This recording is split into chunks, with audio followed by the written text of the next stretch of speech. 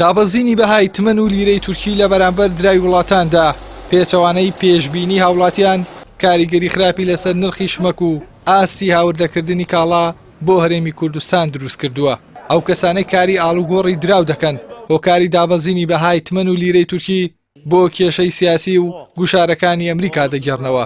پێشبینیش ناکەن ئاواز و بەهای ئەو دراوانە بەرز بێتەوە.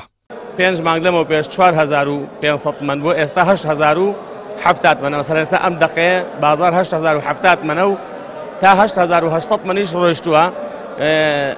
کاریگەریشی زۆرە لەسەر بازار هەڵبەت بۆ کۆمەڵی خەڵک کە لەبەرەوەی حەجمی معاملاتەکان زۆرە.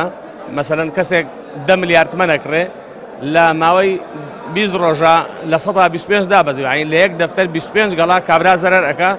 ئەوە وای کردووە کە خەڵکێکی تۆ زۆر تیا زەرەرمەند بووە. ئەگەر چی هاوردەکردنی کاڵای ئێرانی بۆ کوردستان تا ڕادەیەک لەوە چێ نرخەکەی شتێک کەمتر کە، بەڵام لە ئێرانیش هەر بە هەمان شێوە کاڵاکان نرخیان بەرز بۆتەوە. شوان محەممەد ماوەی 25 ساڵە لە بازاڕی دۆلارەکەی شاری سلێمانی کار دەکات. بەهۆی بەرزبوونەوە و نزمبوونەوەی بەهای دراوەکان چەندین جار بە چاو و گوێی خۆی هەواڵی فلاسبوونی هاوڕێکانی بیستووە و بینیوە. ئێستاشدا پێی وایە دابەزینی بەهای تمەن کاریگەری خراپی لەسەر ئابووری هەرێم و پارەی نەختینەیی پارەدارە کوردەکان دروست کردووە.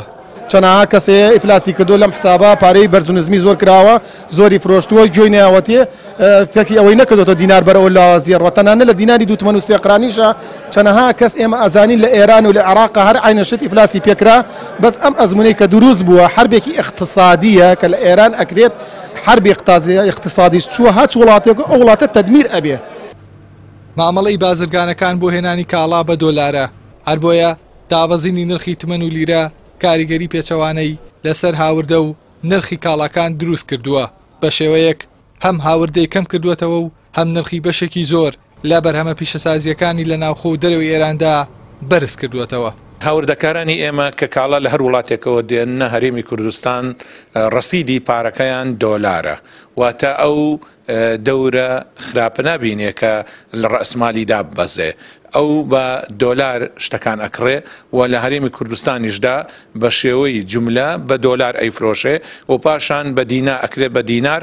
دیناریش ئەو بەرز و نزمیە زۆرەی وەکو ئەبینین لە تومەن و لە لیرایە لە دیناران نییە. بۆیە هاوردەکارانی ئێمە هەمووی ڕەسمالەکانیان دۆلارە و تەسیرێکی هیچ لەسەر هاوردەکاری ئێمە نابێت.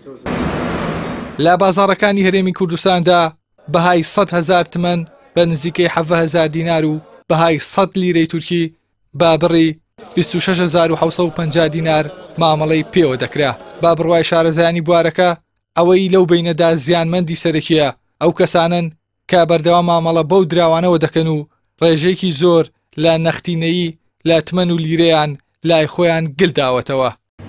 ئەگەرچی بەهای تمەن ئێرانی لە بازاڕەکانی جیهاندا بە شێوەیەکی بەرچاو بەهاکەی لەدەستداوە، بەڵام لە دەستدانیان بەهایە کاریگەری نەکردووەتە سەر شمەکە ئێرانیەکان. بەو پێی لە بازاڕەکاندا نرخی شمەکە ئێرانیەکان دانەبەزیوە و بگرە بەشێک لەو کاڵاو شمەکانە بەهۆی زیادکردنی باش لەسەریان نرخەکەیان بەرز بووتەوە. ئێحسان سابر کەناڵی ئاسمانی پەیام سلێمانی.